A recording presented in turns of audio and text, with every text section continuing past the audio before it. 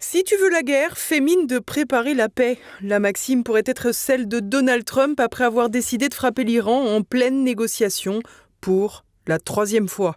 Lundi, Washington a donc rouvert les hostilités, brisant de facto le cessez-le-feu déjà précaire, déclaré le 8 avril, puis prolongé plusieurs fois. De quoi comprendre que Donald Trump ne semble finalement pas si enclin à en finir avec ce conflit à 6 mois des élections de mi-mandat.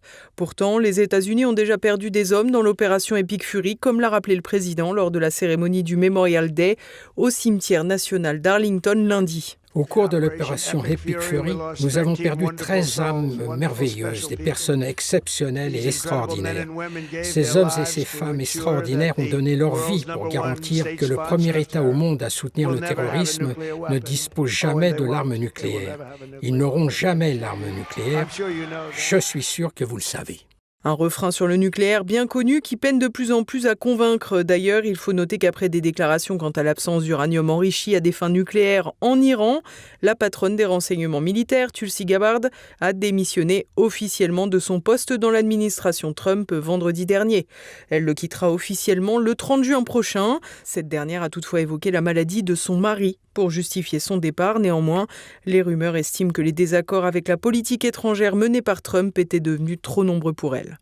Les dernières frappes des États-Unis auraient visé les zones d'où sont lancés les missiles iraniens ainsi que des bateaux, Trump espérant toujours reprendre le contrôle du détroit d'Ormuz, maîtrisé par les Iraniens. Aucun navire ne se rend en Iran, comme vous le savez. Aucun navire ne peut entrer ou sortir d'Iran sans notre accord. Washington a justifié ses actions par l'autodéfense, affirmant que des mines sous-marines étaient en cours de largage et estimant faire preuve d'une grande retenue. L'Iran n'a pas confirmé les frappes ni les cibles et semble ne pas souhaiter riposter pour le moment, même si les gardiens de la révolution ont estimé avoir le droit légitime de répondre à toute violation du cessez-le-feu. Le guide suprême, Mojtaba Khamenei, a préféré insister sur la perte visible de l'influence des États-Unis sur les pays du Golfe, estimant que Washington n'avait plus d'endroit sûr dans la région pour poursuivre l'opération. Des déclarations particulièrement avisées puisque Donald Trump a lancé un nouvel ultimatum non pas à Téhéran mais au Qatar et à l'Arabie Saoudite pour qu'ils signent les accords d'Abraham visant à normaliser les relations de ces pétromonarchies avec Israël, des exigences qui se heurtent à la réalité. En effet, la nature de la guerre à Gaza conduite par Tel Aviv empêche les pays à majorité musulmane à envisager quelque accord avec Benjamin Netanyahou, à plus forte raison que Doha joue un rôle de médiateur entre Israël et le Hamas. Il faut aussi rappeler que le Qatar a été frappé par Tel Aviv en septembre dernier pour neutraliser des dirigeants du mouvement à l'origine de l'attaque du 7 octobre. Doha joue aussi un rôle dans la guerre contre l'Iran. Outre le fait d'avoir été la cible de représailles iraniennes, elle accueille ce mardi des discussions avec des dirigeants iraniens. Le guide suprême a expliqué qu'il n'y aurait pas de retour en arrière et que les pays du Golfe ne serviraient plus de bouclier aux bases américaines.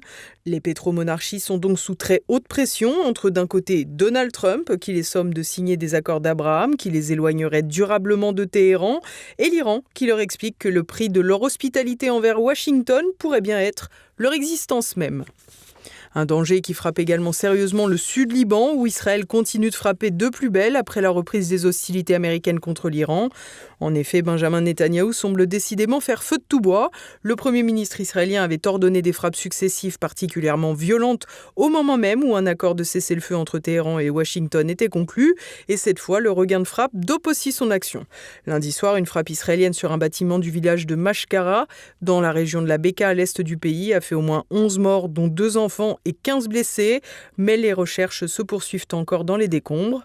Israël diffuse des messages ordonnant l'évacuation de plusieurs villes telles que Nabatiyeh ou Sor-Mor, considérant que toute personne se trouvant à proximité d'éléments identifiés comme du Hezbollah était en danger. Sans surprise, malgré une situation générale particulièrement brûlante, aussi bien entre les États-Unis et l'Iran qu'au Liban avec les frappes israéliennes, Donald Trump et son secrétaire d'État Marco Rubio clament que les négociations avancent.